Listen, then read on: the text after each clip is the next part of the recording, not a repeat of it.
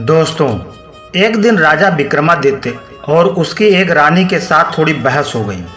रानी कहने लगी, मैं रूठ गई तो आपको मेरी जैसी रूपवती व गुणवान पत्नी कहाँ मिलेगी। राजा बोला, मैं तो तुमसे भी सुंदर एवं गुणवान ऐसी पत्नी ला सकता हूँ जिसका तुम तो किसी तरह से मुकाबला ही नहीं कर सकती।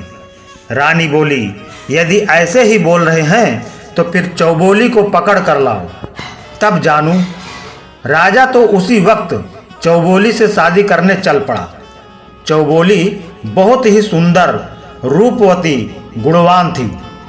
हर राजा उससे शादी करने की इच्छा रखते थे, पर चौबोली ने भी एक शर्त रखी हुई थी कि जो व्यक्ति रात्रि के 4 प्रहर में 4 बार उसके मुंह से बुलवा दे, उसी से वह शादी करेगी, और जो उसे न बुलवा सके उसे कैद। अब तक 160 राजा अपने प्रयास में विफल होकर उसकी कैद में थे। चौबोली ने अपने महल के आगे एक ढोल रखवा रखा था, जिससे भी उसे शादी करने का प्रयास करना होता था, वह आकर ढोल पर डंके की चोट मार सकता था। राजा विक्रमादित्य भी वहां पहुंचे और ढोल पर जोरदार चोट मार चौबोली को आने की सूचना दी। चौबोली ने स्वयं ही राजा को अपने महल में बुला लिया और उसके सामने 16 श्रृंगार कर बैठ गई। राजा ने वहां आने से पहले अपने 4 वीर, जो अदृश्य हो सकते थे व रूप बदल सकते थे, को साथ ले लिया था और उन्हें समझा दिया था कि उसके साथ चौबोली के महल में रूप बदल कर छिप जाए। राजा चौबोली के सामने बैठ गए। चौबोली तो बोली ही नहीं, ऐसे चुपचाप बैठी रही जैसे पत्थर की हो। पर राजा भी आखिर राजा विक्रमादित्य थे। वह चौबोली के पलंग से बोले, पलंग, चौबोली तो बोलेगी नहीं, सो तू ही कुछ बोल ताकि रात का 1 प्रहर तो कटे। पलंग में छुपा राजा का एक वीर बोलने लगा, राजा, आप यहाँ आकर कहाँ फंस गए।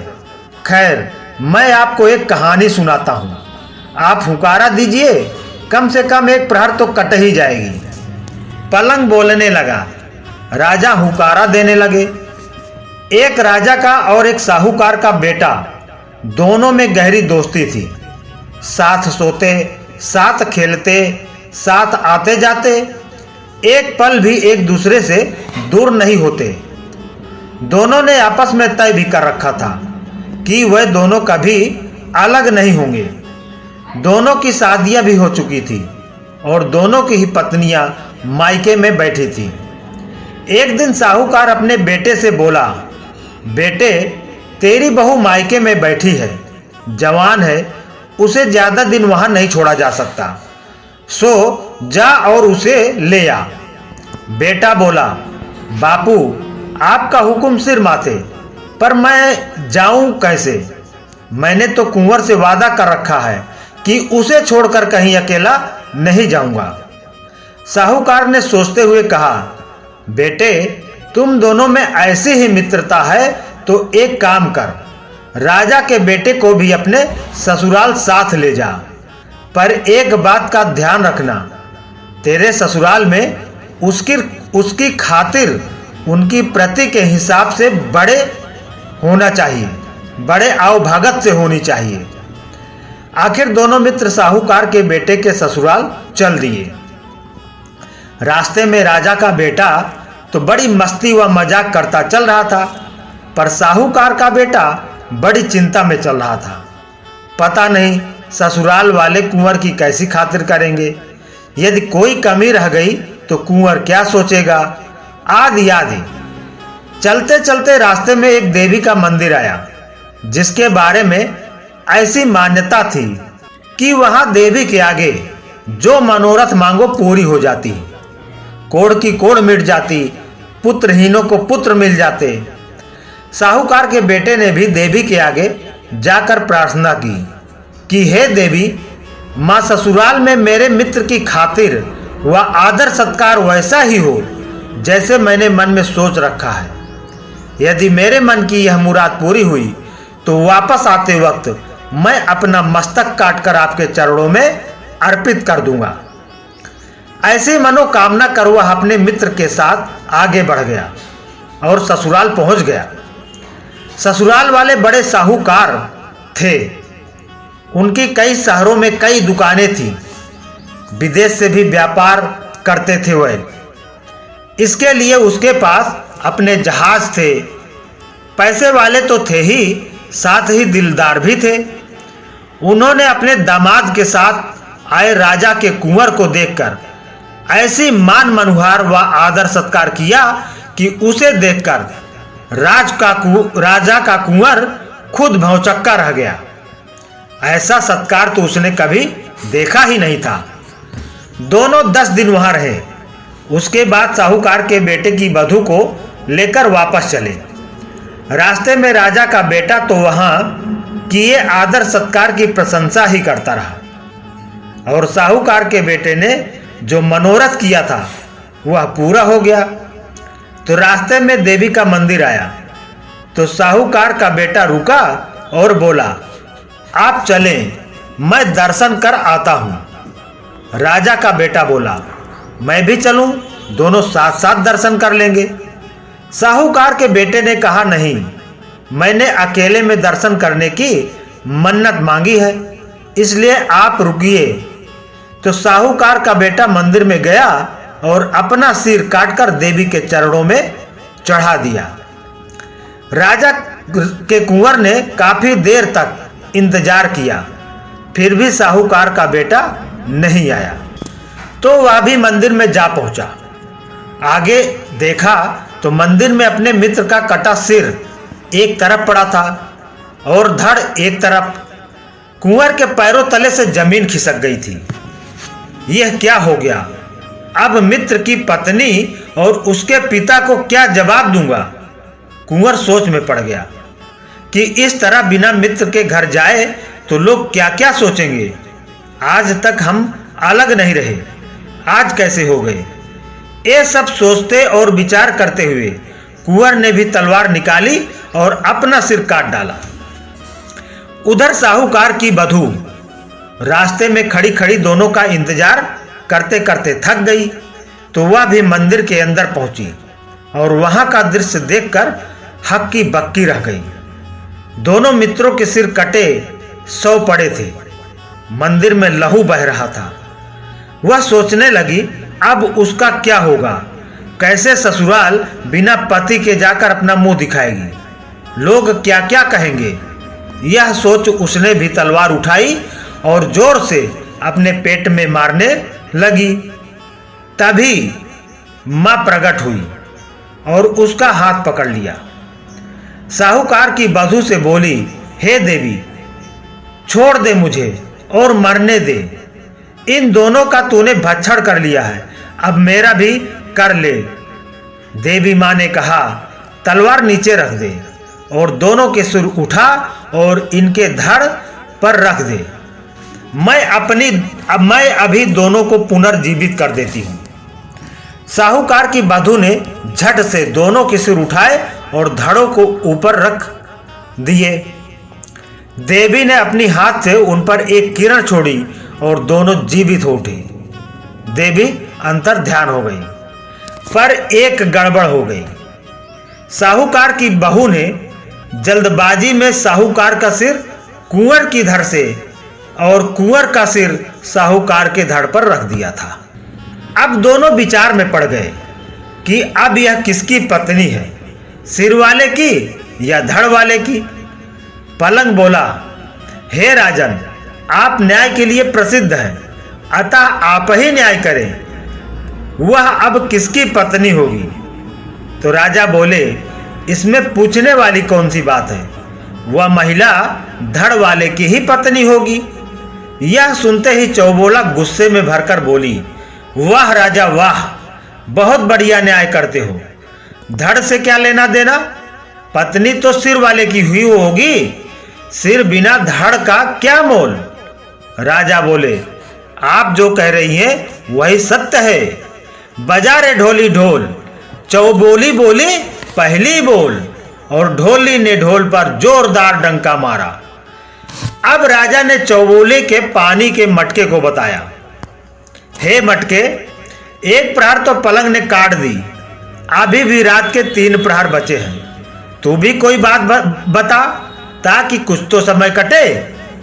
मटका बोलने लगा। राजा हुकार देते गए। मटका बोला, एक समय की बात है, एक राजा का बेटा और एक साहूकार का बेटा बचपन से ही बड़े अच्छे मित्र थे।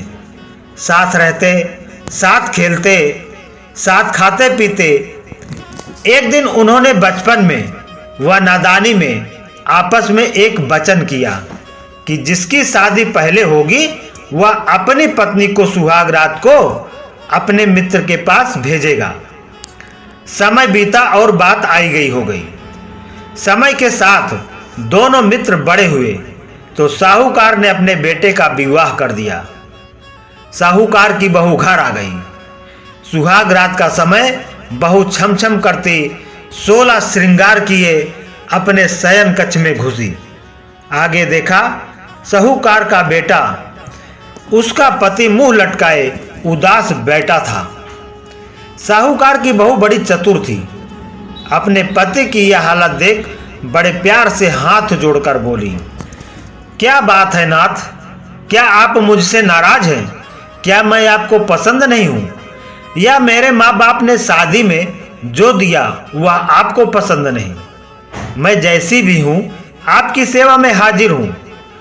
आपने मेरा हाथ थामा है, मेरी लाज बचाना अब आपके हाथ में है। साहूकार का बेटा बोला, ऐसी बात नहीं है, मैं धर्म संकट में फंस गया हूं। बचपन में नादानी के चलते अपने मित्र राजकुंवर के साथ एक वचन कर लिया था, जिसे ना निभा सकता न तोड़ सकता।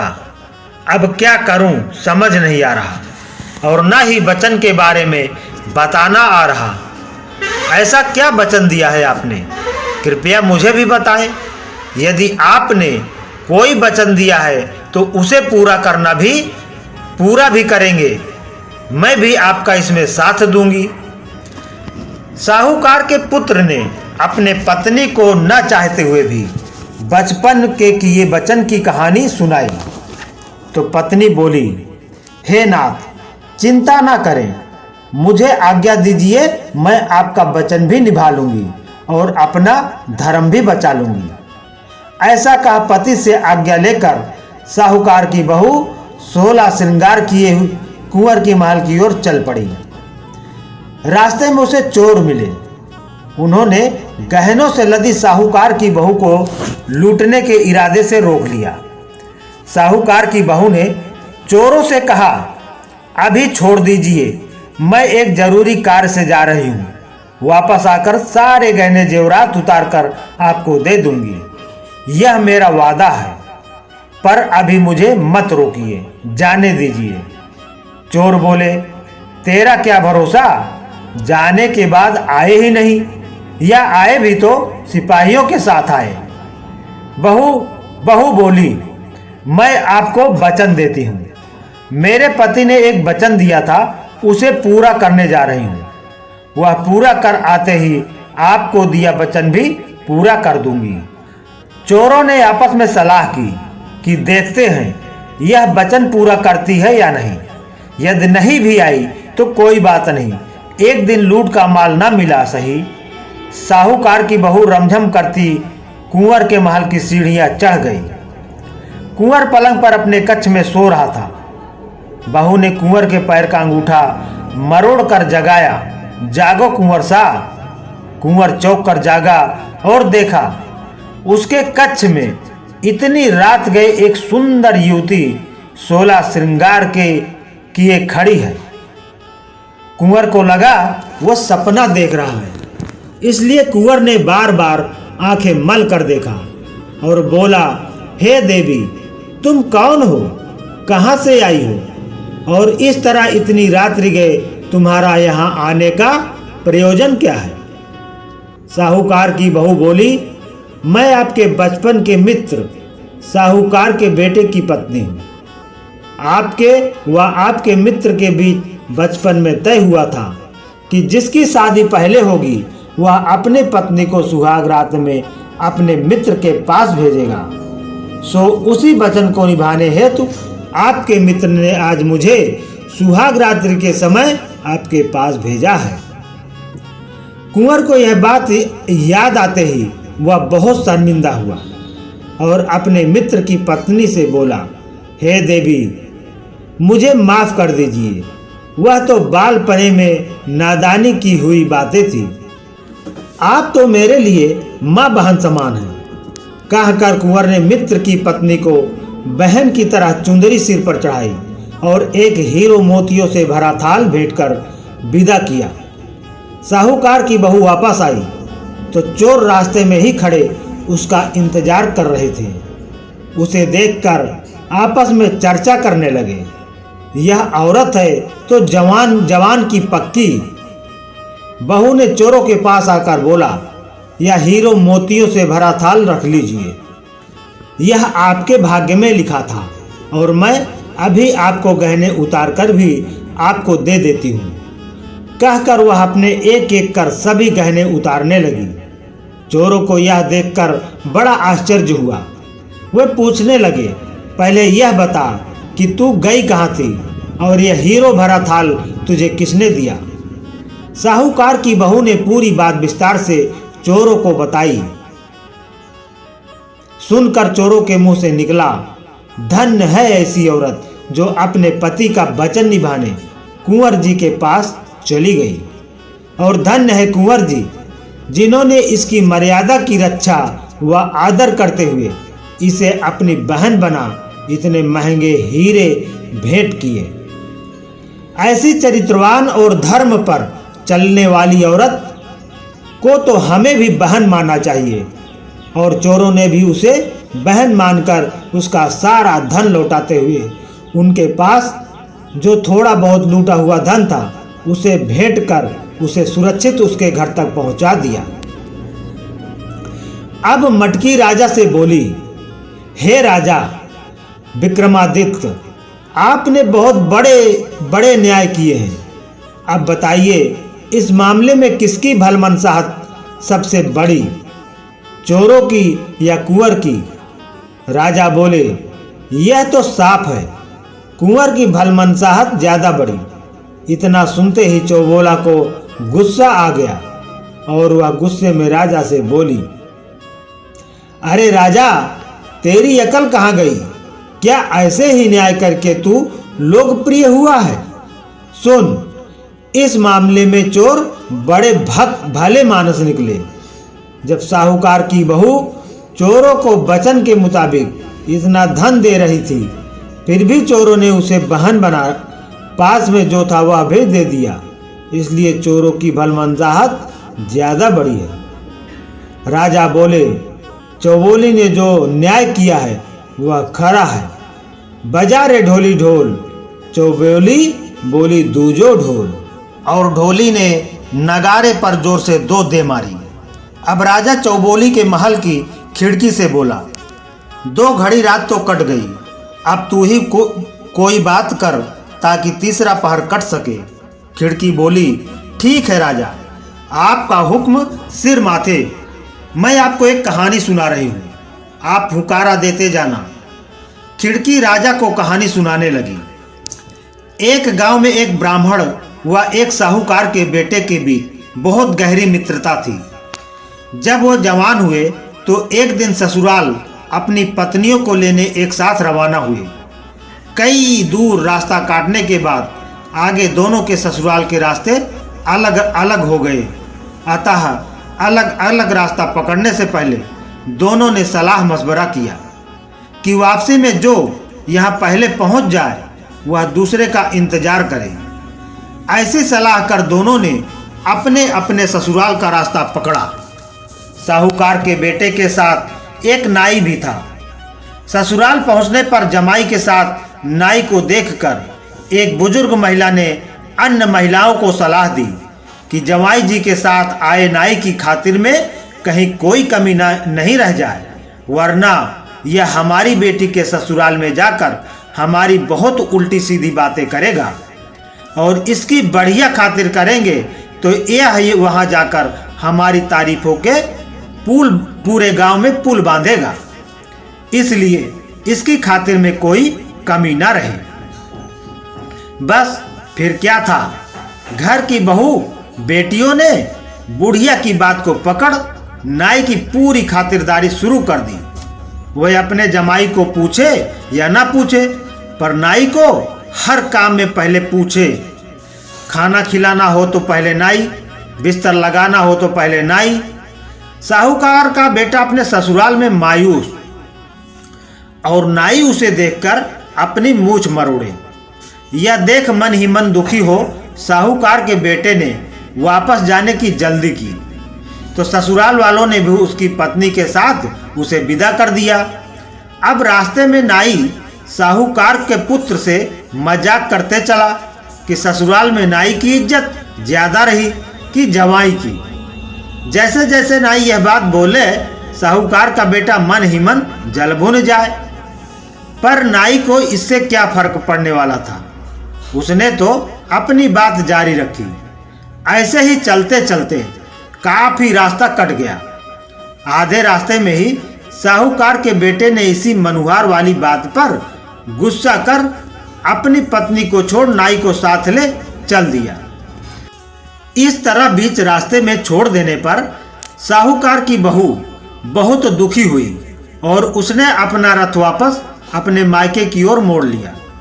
पर वह रास्ता भटक कर किसी और अनजाने नगर में पहुंच गई।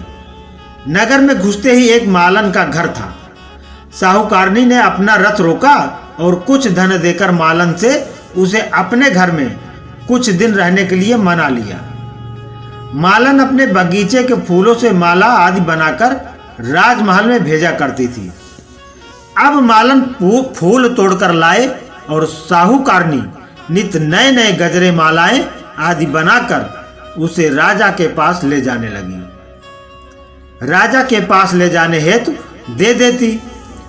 एक दिन राजा ने मालन से पूछा कि आजकल फूलों के यह इतने सुंदर कारीगरी कौन बना रहा है?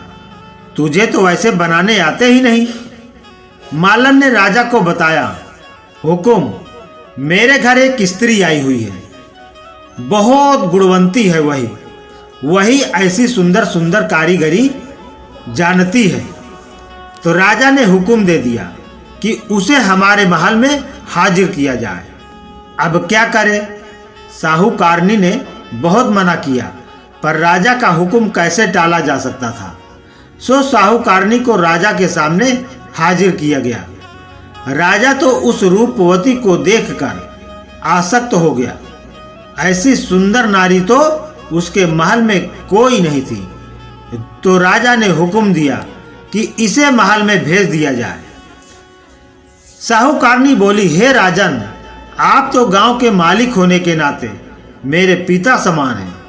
मेरे ऊपर कुदृष्टि मत रखिए और छोड़ दीजिए। पर राजा कहाँ मानने वाला था, नहीं माना। अतः साहूकारनी बोली, आप मुझे सोचने हैं तो 6 माह का समय तो दे दीजिए। राजा ने समय दे दिया, साथ ही उसके रहने के लिए गांव के नगर के बाहर रास्ते पर एक एकांत महल दे दिया। साहूकारनी रोज उस महल के झरोखे से आते जाते लोगों को देखती। कहीं कोई ससुराल या पीहर का कोई जान पहचान वाला मिल जाए तो समाचार भेजे जा सके। उधर रास्ते में ब्राह्मण का बेटा अपने मित्र साहूकार का इंतजार कर रहा था। जब साहूकार को अकेले आते देखा तो वह सोच में पड़ गया।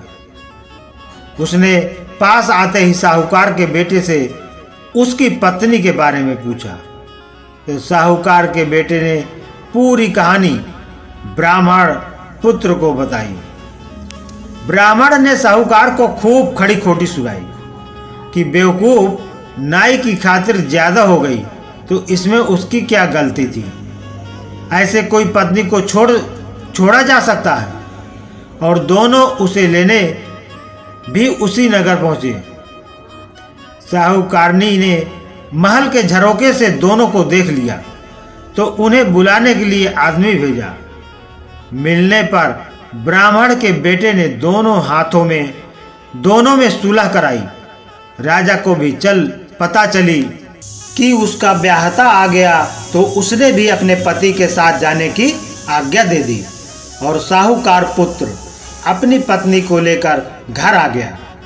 कहानी पूरी कर खिड़की ने राजा से पूछा, हे राजा, आपके न्याय की प्रतिष्ठा तो 7 समंदर दूर तक फैली है।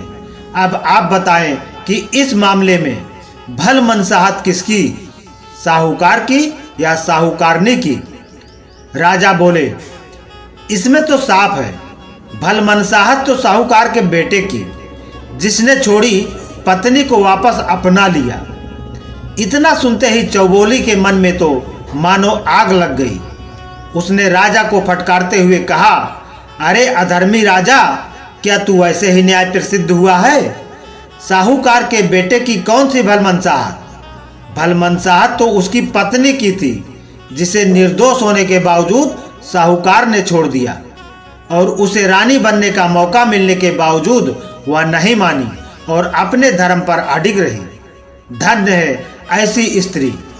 राजा बोला, हे चौबोली, आपने जो न्याय किया वही न्याय है। बजा रे ढोली ढोल। चौबोली बोली, तीजो बोल। और ढोली ने नगारे पर जोर से धे देकर 3 ठोक दी। इस तरह 3 प्रहर कटने और 3 बार चौबोली को बुलवाने में राजा विक्रमादित्य सफल रहे और चौबोली ज्यादा सतर्क हो गई कि अब चौथी बार नहीं बोलना है। राजा ने चौबोली के हार को बोला, हे हार, किसी तरह 3 प्रहर तो कट गए, अब चौथा प्रहर तू कोई कहानी सुनाकर पूरा करवा दे। हार कहानी सुनाने लगा। एक ब्राह्मण, एक सुनार, एक दर्जी, एक खाती, 4 मित्र थे। चारों एक दिन आपस में सलाह कर कमाने के लिए एक साथ दूसरे प्रदेश के लिए रवाना हुए। पूरा दिन चलने के बाद एक जगह वह रात्रि विश्राम के लिए रुके। वहां चारों ने फिर सलाह की, कहीं ऐसा न हो रात को तो सोते समय कोई हमारा सामान चुरा ले, सो एक एक कर रात में बारी बारी से पहरा लगाते हैं। सबसे पहले पहरे पर खाती बैठा। चूंकि वह भी दिन भर पैदल चलने के कारण थका हुआ था, सो थोड़ी देर में ही नींद आने लगी, पर वह सो कैसे सकता था। खाती ने नींद भगाने के लिए पानी से मुंह धोया और इधर उधर देखा तो उसे एक लकड़ी का टुकड़ा पड़ाई दिखा दिया। उसने समय बिताने वह नींद न आए इसके लिए उस लकड़ी के टुकड़े को ले अपने औजारों से तराश कर एक पुतली बना दी। साथ ही उस पुतली के हाथों में चूड़ियां भी पहना दी। इतनी देर में एक प्रहर बीत गई। अब दर्जी की पहरा देने की बारी आई। दर्जी ने उठकर मुंह धोया और इधर उधर देखा तो उसे खाती की बनाई लकड़ी की पुतली दिखाई दी। दर्जी ने भी अपना सुई धागा लिया और समय व्यतीत करने के लिए उस पुतली के कपड़े सिलकर उसे पहना दिए। तब तक दूसरा प्रहर भी खत्म हो गया। अब तीसरा प्रहर होते ही सुनार पहरे के लिए उठा। हाथ मुंह धोकर जैसे ही वह पहरे के लिए बैठा, उसे भी वह कपड़े पहने लकड़ी की सुंदर पुतली दिखाई दी। तो वह भी झट से उस पुतली के लिए गहने बनाने के लिए अपने औजार लेकर जुट गया और तीसरा प्रहर खत्म होते होते उसने गहने बनाकर पुतली को पहना दिए। अब चौथा प्रहर के लिए पहरा देने ब्राह्मण उठा और पहरा देने लगा। थोड़ी देर में ही ब्राह्मण की नजर भी उस सुंदर कपड़े व गहने पहने लकड़ी की पुतली पर पड़ी, तो उसने उसे झट से उठाकर एक जगह रखा और मंत्र पढ़कर उसमें प्राण डाल दिए। अब तो पुतली एक सुंदर रमझम करती सुंदर कपड़े व गहने पहने स्त्री बन गई। अब सुबह होते ही वह चारों आपस में लड़ने लगे। एक कहे यह मेरी पत्नी बनेगी, तो दूसरा कहे मेरी बनेगी, इस पर मेरा हक है। अब हार बोला, हे राजा विक्रमादित्य, आपका न्याय तो जग प्रसिद्ध है, अतः आप ही न्याय कीजिए कि वह किसकी पत्नी हुई। राजा बोला, यह तो सीधी सी बात है। ब्राह्मण ने उस पुतली में प्राण डालकर उसे स्त्री बनाया तो वह उसी की ही होगी ना। इतना सुनते ही चौबोली गुस्से में थरक कर बोली, लानत है तेरे न्याय पर राजा। ब्राह्मण ने उस पुतली में प्राण डाले, मतलब उसे जन्म दिया, अतः वह उसके पिता हुआ। कोई भी स्त्री पत्नी तो उसकी होती है जो उसके हाथों में चूड़ियां पहनाता है। इस तरह तो वह स्त्री खाती की पत्नी हुई, क्योंकि उसके हाथों में चूड़ियां उसी ने पहनाई थी। राजा बोला, शाबाश चौबोली, आपने बहुत बढ़िया व सही न्याय किया। बजा रे ढोली ढोल। चौबोली बोली, चौथे बोल। सुनते ही ढोली ने जोर से 4 बार ढोल पर दे मारा, धे धे। इस तरह चौबोली चारों प्रहर में बोलकर हार गई और दोनों की शादी हो गई। चौबोली ने अपने बंदी गृह में बंद पहले हारे हुए राजाओं को आजाद कर उनको सम्मान सहित उनका राजपाट उन्हें दे दिया और उनको विदा किया और खुद राजा विक्रमादित्य के साथ चल पड़ी। तो दोस्तों, कहानी को अंत तक सुनने के लिए बहुत बहुत धन्यवाद। उम्मीद करता हूँ ये कहानी आपको बहुत पसंद आई होगी। कहानी पसंद आई हो तो वीडियो को लाइक करके ज़्यादा से ज़्यादा शेयर करें और अभी तक हमारे चैनल को सब्सक्राइब नहीं किया है तो प्लीज़ सब्सक्राइब जरूर कर लें। धन्यवाद।